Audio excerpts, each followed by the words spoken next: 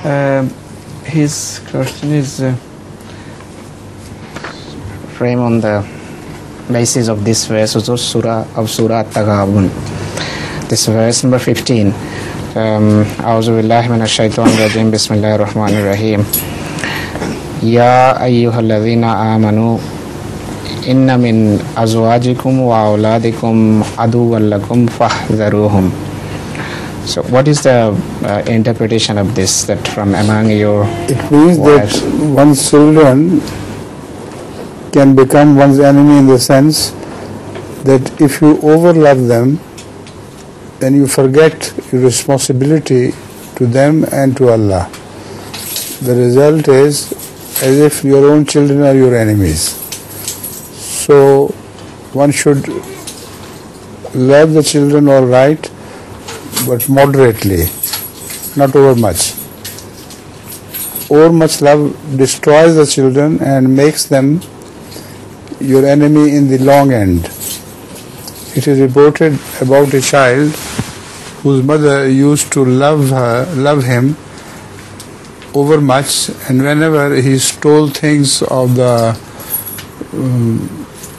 next door neighbors, she always defended him and said that it is somebody else who has done it, not he, while he had brought the stolen thing in the house.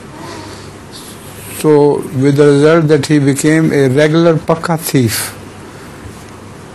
First of all, he was a thief to the neighbors, then he became a professional thief and went out to steal and also to kill, with the result that ultimately he was doomed to be hanged.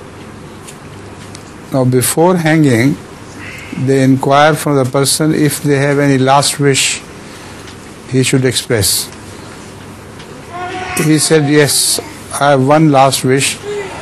I want to see my mother and speak to him something in his ears, in her ear. So they said, all right. He called the mother and he told her to come closer until his ear was close to his mouth.